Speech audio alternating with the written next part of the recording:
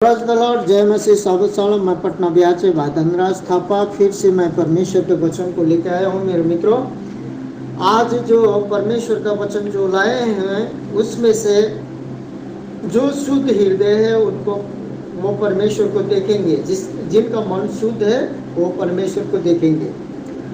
तो आज मेरे मित्रों, यीशु मसीह ने जिस समय इस संसार में यीशु मसीह कुंवारी मरियम के द्वारा इस पृथ्वी में आए, पवित्र आत्मा के द्वारा गर्भवती होने के बाद, जो कि यशायाह ने यीशु मसीह आने से पहले 700 साल पहले भविष्यवाणी किया था। यशायाह 9 अध्याय में उस भविष्यवाणी को और 7 अध्याय में उस प्रकार से परमेश्वर पूरा किए। तो उस भविष्यवाणी को पूरा होने के कारण यशायाह का जितना भी कहा हुआ भविष्यवाणी के द्वारा यीशु मसीह का जो 30 साल उम्र हुआ, तो 33.5 साल तक उम्र का तक उन्होंने सेवकाई को पूरा किया। 33.5 साल में वो बलिदान हुए। परंतु उससे पहले कि वो जो सेवकाई को शुरू करते और सेवकाई कर रहे थे, उस समय उनका साथ जो कि चेले लोगों के, संसार के जो लोगों के बीच में जो सेवकाई को शुरू किया, परमेश्वर के आत्मा के द्वारा, जो परमेश्वर की इच्छा को पूरा करना, जो स्वर्ग में से वो परमेश्वर जो देहधारी होकर उतरे थे, मनुष्य के रूप लेकर उतरे थे, मनुष्य के समानता में 100% मनुष्य और 100% मनुष्य, 100% परमेश्वर के रूप में यीशु मसीह उतरे थे, जन्म लिए थे इस पृथ्वी में कि परमेश्वर का उद्देश्य, इच्छा, योजना पूरा करें। तो बहुत से पुराने नियम में भी जो परमेश्वर को देखते थे वो मर जाते थे, और जितनों ने भी परमेश्वर को देखा, किसी ने परमेश्वर की जलती हुई मूसा ने झाड़ी में देखा, और एलिया ने भी परमेश्वर के रूप और प्रतिरूप को निहारा बोला जाता है। परंतु उसने भी परमेश्वर के सम्मुख तो खड़ा होता था, लेकिन उसने भी परमेश्वर का पूरी रीति से प्रतिरूप रूप को निहारा या ना निहारा। परंतु जितनों ने भी परमेश्वर के दर्शन को पाया, तो स्वर्गदूत के द्वारा संदेश को पाया, मरियम ने पाया, ये सब जितना भी ये पुराने नियम में, जैसे कि एलिशिबा ने पाया, जकरिया ने पाया, ये सब जो कि एक शक्ति के रूप में, एक आत्मा के रूप में, एक स्वर्गदूत के रूप में, जैसे कि मूसा से परमेश्वर झाड़ी में बात किया तो मैं हूँ परमेश्वर का दूत भी कहा जा रहा। अब्राहम से परमेश्वर बातचीत किया, जो मेमोरियल पहाड़ में, जो पर्वत में अपने बेटे को बलिदान करने ले गया था।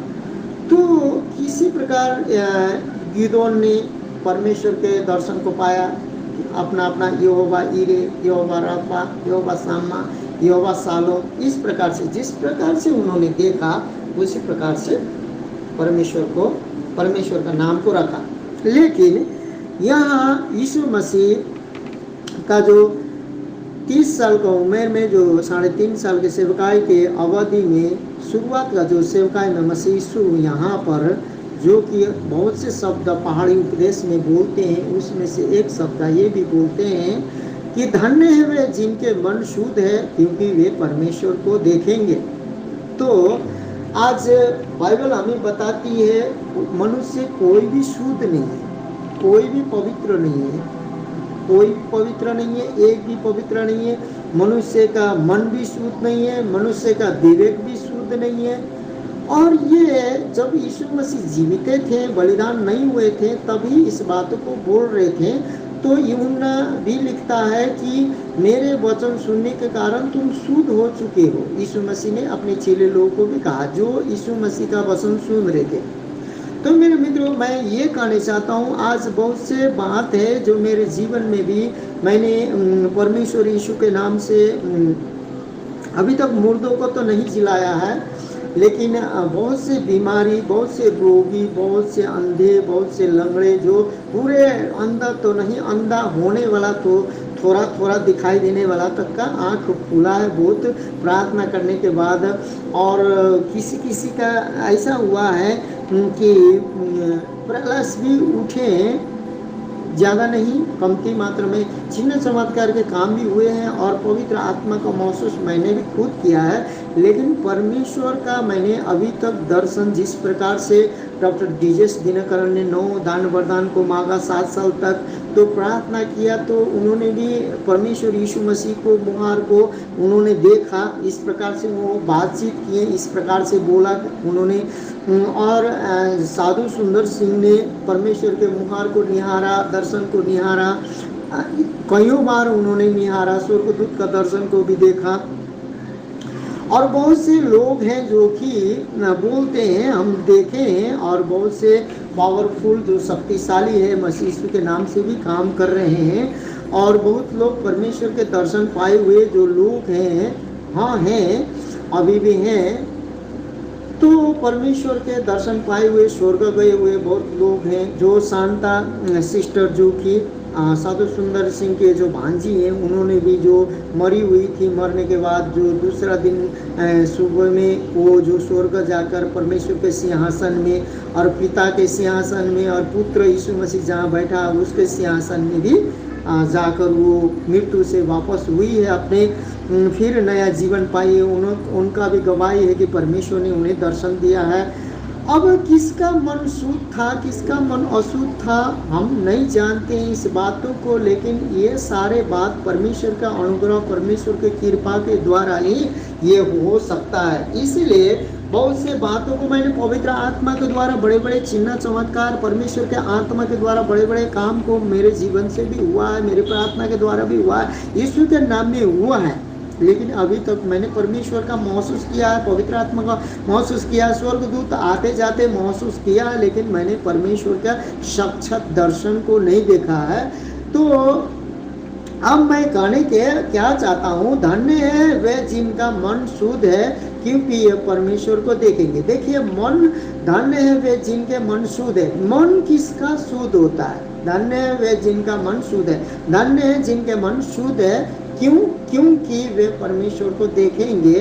हमारा मन शुद्ध कौन करता है? हमारा विवेक शुद्ध कौन करता है? पुराने नियम में बहुतों ने दर्शन पाया, लेकिन पूर्ण दर्शन क्यों नहीं पाया? अपूर्ण दर्शन पाया।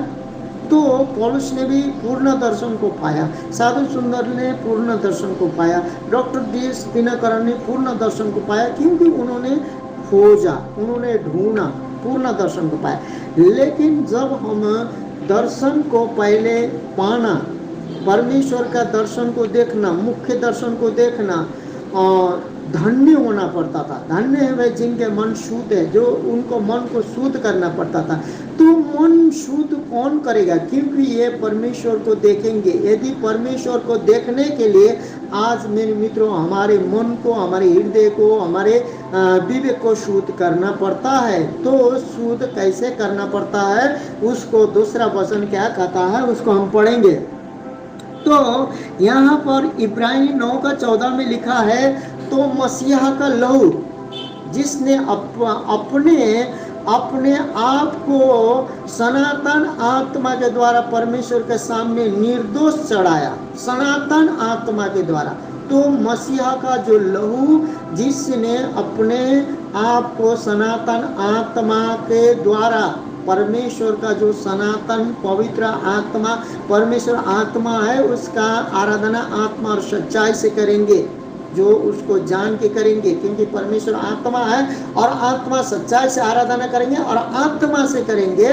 तो मसीहा का लहू जिसने अपने आप को सनातन आत्मा के द्वारा परमेश्वर के सामने निर्दोष चढ़ाया, सनातन के आत्मा के द्वारा निर्दोष चढ़ाया। सनातन का आत्मा का मतलब जो कि परमेश्वर आदम और हवा, जो कि आदम और हवा जो पृथ्वी में बनने से पहले ही, शैतान जब पाप करने से पहले ही परमेश्वर को मालूम था कि भविष्य में क्या होने वाला है।